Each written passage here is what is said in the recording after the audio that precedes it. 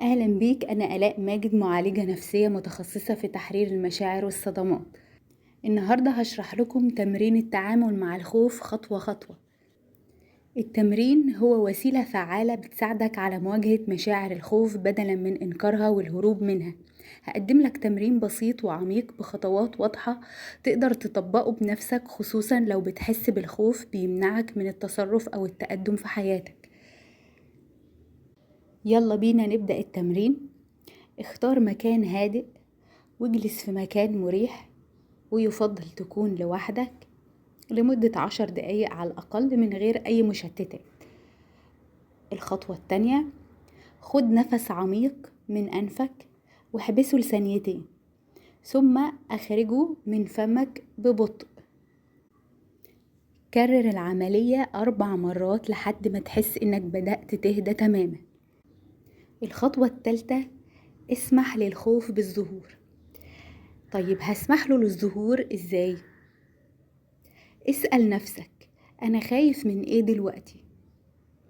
اسمح لأي مشاعر أو أفكار تظهر بدون ما تحكم عليها. خليك صادق مع نفسك حتى لو الخوف شكله بسيط أو مش منطقي. الخطوة الرابعة، تحديد مكان شعور الخوف في جسدك.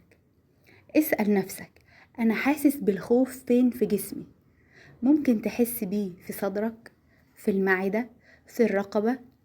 أيا كان مكان شعور الخوف حس بيه من غير مقاومة، فقط راقب الإحساس وقول أنا أسمح لنفسي بالشعور بالخوف المخزن في جسدي.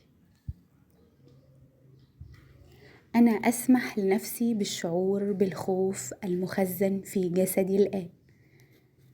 تنفس بعمق، شهيق من الأنف، زفير من الفم، شهيق من الأنف، زفير من الفم.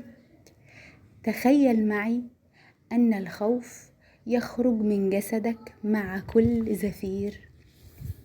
شهيق، زفير، شهيق، زفير. وردد، أنا أسمح لنفسي بالتحرر من مشاعر الخوف المخزنة في داخل جسدي الآن.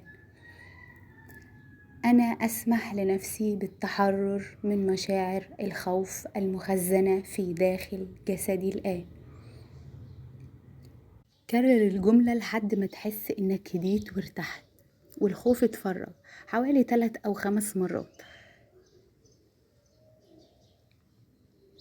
الخوف مش عدوك، هو إشعار أو إنذار بوجود شيء يحتاج إلى انتباهك.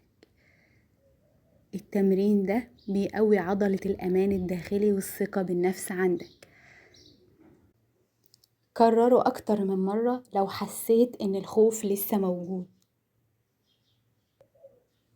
الخوف مش عدونا، الخوف بوابة لفهم أعمق لنفسنا، بس لازم نفرق بين الخوف اللي بيحمينا والخوف اللي بيحبسنا. لو عجبك الفيديو ما تنساش تعمل لايك واشتراك في القناة عشان يوصلك تمارين أكتر تساعدك في رحلتك للشفاء. بتمنى لك السلام والشفاء والمحبة لأنك تستاهل. سلام.